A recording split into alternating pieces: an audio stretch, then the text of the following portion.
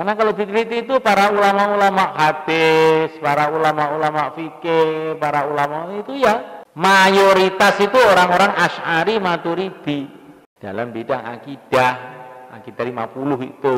Dalam bidang akam kalau kita teliti umat Islam ini ya mayoritas madzhab 4. Salasun la yaghillu alaihim qalbu muslim ikhlasul amalillah wa munasahatu wulatil amri wa luzumul jamaah. Salasun 3 perkara la yaghillu yang tidak tertutup, yang tidak menolak gitu aja. Ghil. Maksudnya menerima alaihim atas 3 perkara itu qalbu muslimin hatinya orang Islam. 3 perkara yang hatinya orang Islam tidak akan menolak, maksudnya mesti menerima. Kalau memang Islam betul ya mesti menerima. Apa itu? Ikhlasul amalillah, memurnikan amalillahi hanya karena Allah. Wa munasahatu wulatil amri, dan berniat baik. Munasahah itu adalah usaha-usaha kebaikan, maksudnya kerjasama untuk kebaikan. Munasahah karena jadi kata nasoha yunasih, munasahah itu kerjasama untuk kebaikan kepada wulatil amri, orang-orang yang mengurus urusan, orang-orang yang menguasai urusan, pimpinan-pimpinan. Wulatul amri itu adalah pimpinan-pimpinan. 3 perkara yang seharusnya setiap muslim harus menerima. Yang pertama kali adalah ikhlasul amalillah, amal itu semata-mata karena Allah. Kalau orang itu amal bukan karena Allah itu terus bagaimana? Itu seolah-olah kamu itu nggak yakin kepada Allah jadinya itu. Kalau kamu orang Islam mesti harus amal karena Allah. Kemudian munasahatu lil amr, kerjasama untuk kebaikan kepada pimpinan-pimpinan. Pimpinan pondok, pimpinan pemerintahan, pimpinan suku, pimpinan apa saja. Ulatul umur ini orang-orang yang dijadikan oleh Allah pimpinan, kita harus kerjasama untuk kebaikan dengan mereka. Karena apa? Karena agama ini tidak bisa diamalkan kecuali dengan kerjasama. Dan kerjasama itu tidak mungkin dikerjakan kecuali dengan wulatul umur. Coba kalau kamu di pondok ini tidak mau kerjasama dengan pengurus kompleknya, pengurus pondoknya, mana bisa dibuat usaha agama di pondok ini? Maka kerjasama dengan pimpinan-pimpinan apa saja itu adalah perkara yang harus menjadi sikap hidup kita. Jangan orang itu punya sikap hidup, alah pokoknya diri saya sendiri ya udah. Yang penting saya sendiri, orang lain sih masa bodoh, itu nggak benar itu. Bagaimana mau dibangun masjid kalau kita sendirian? Bagaimana mau bikin jumatan kalau kita sendirian? Bagaimana mau dibikin haji kalau kita sendirian? Bagaimana mau kawin kalau sendirian? Jadi kita ini perlu masyarakat yang beraturan. Nah, wujudnya masyarakat beraturan itu harus pimpinan. Tapi wujudnya pimpinan itu kalau kita ini mau munasahah, kerjasama, saling memberikan usulan-usulan untuk kebaikan. Jadi orang hidup istimai, hidup peduli kepada keadaan umat ini penting. Nah, inilah masyarakat Islam sekarang ini, penyakitnya ini yang paling berat ini. Ya, orang itu mikirkan dirinya masing-masing. Kalau agak meningkat ya mikirkan keluarganya masing-masing. Kalau agak meningkat sedikit ya mikirkan masjidnya masing-masing. Kalau agak sedikit lagi meningkat ya akan mikirkan pesantrennya masing-masing. Fikir umat, bagaimana kerjasama umat ini betul-betul sedikit sekarang ini. Maka kita harus kita bentuk.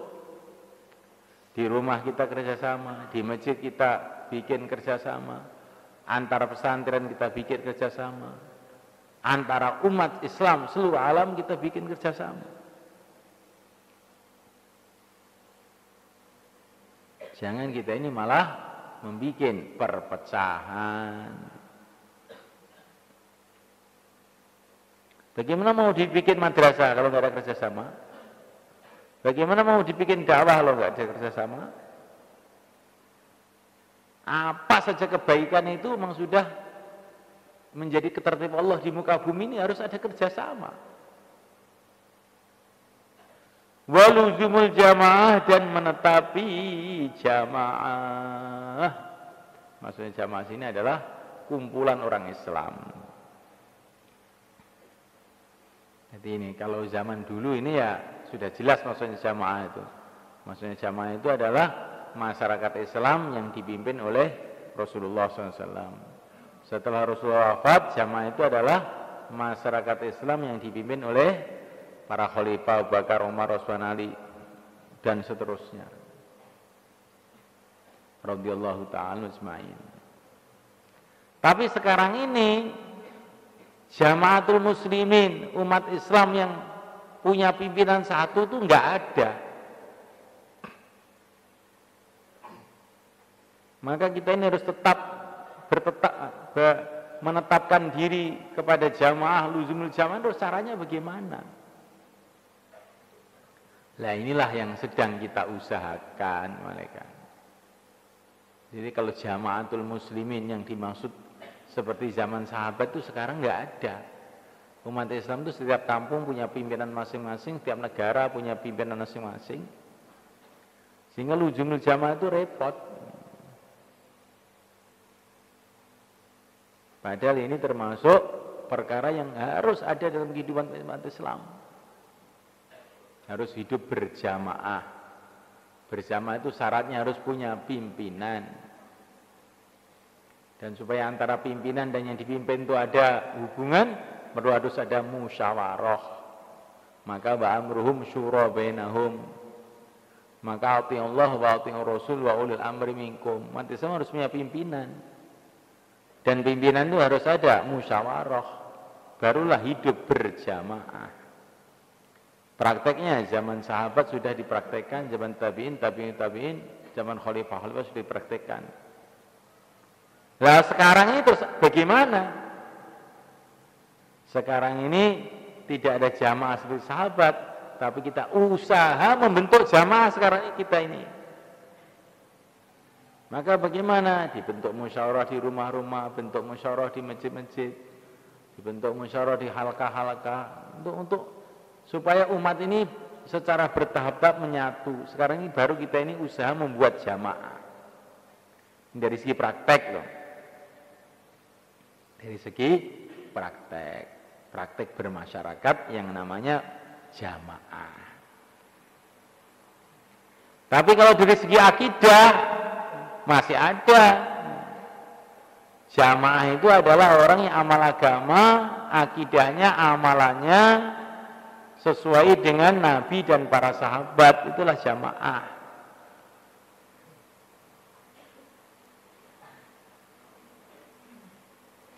Dan kemudian setelah diteliti, amalannya para sahabat itu bagaimana toh? Setelah diteliti, amalannya sahabat itu sudah dirangkum dalam mazhab 4. Akidahnya para sahabat itu bagaimana toh? Akidahnya sahabat itu setelah diteliti, dirangkum, itulah yang ditulis oleh Abul Hasan Al-Asy'ari dan Al-Imam Abu Mansur Al-Maturidi. Itulah akidahnya para sahabat. Kurang lebihnya begitu. Dan pembahasan ini panjang, tapi ringkasnya begitu loh. Nah kalau orang itu mengikuti mazhab 4 dan mengikuti dalam bidang ahkam dan mengikuti Imam Asy'ari dan Maturidi dalam bidang akidah, tauhid, ilmu kalam, maka dia ini berarti dalam urusan pemahaman agama, kefahaman agama, termasuk mengikuti jamaah. Tapi kalau nyeleweng dari 4 ini berarti nyeleweng dari jamaah. Tapi tidak kita katakan kafir loh, enggak. Ini nyeleweng dari jamaah. Lihat-lihat dulu penyelewengannya. Kalau penyelewengannya sampai tingkat menolak Nabi, menolak rukun Islam, rukun iman, ya jadinya kufur. Tapi kalau menolaknya itu tidak sampai ke situ, ya nanti perlu penelitian. Harus kita rujuk kepada orang-orang yang ahlinya. Mohon kan? Karena kalau diteliti itu para ulama-ulama hadis, para ulama-ulama fikih, para ulama itu ya mayoritas itu orang-orang Asy'ari Maturidi. Dalam bidang akidah 50 itu. Dalam bidang akam kalau kita teliti umat Islam ini, ya mayoritas madzhab 4. Maka kalau kita ikut madzhab 4 Asy'ari Maturidi itu namanya mengikuti sahabat, mengikuti jamaah dari segi kefahaman agama. Nah kalau terus kita ini usaha menyatukan umat Islam biar nanti musyawarahnya satu kayak dulu lagi, nah itu berarti kita ini mau membentuk ya, masyarakat jamaah seperti sahabat. Nah kita dua-duanya ini mau gitu. Kalau amal itu harus ikut madzhab 4. Akidah harus ikut Asy'ari Maturidi. Dakwah harus dakwah yang ingin menyatukan umat seluruh alam biar kita ini punya masyarakat jamaah. Bukan masyarakat tafarruq, berpecah belah. Tapi kalau ada orang tidak ikut itu, jangan kamu kafirkan. Selagi dia masih syahadat, jangan kamu kafirkan. Ya kamu tuh orang keliru, Kang. Sudah ada jalan tol genah, kamu lewat hutan, nanti kan bingung dimakan genderuwo kamu. Ini macam 4 nih, ibadahnya sudah jalan tol. Asy'ari Maturidi ini jalan tol sudah jadi. Yang lewat di situ adalah para sahabat, yang lewat di situ adalah para wali-wali, Syekh Abdul Qadir Jailani, Bahuddin Nasyabandi, Wali Songo, lewat situ itu. Para muhaddisi, Imam Baihaqi, Imam Tirmidzi, Imam ini, sudah lewat situ. Kamu tinggal lewat saja. Enggak, saya ini orang pinter kok. Bukhari saya itu hafal, walaupun cuma 1 hadis.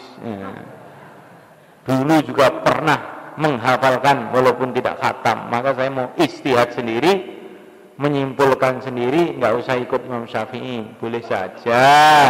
Tapi insya Allah kamu dimakan genderuwo di hutan anak kamu tuh nggak levelnya.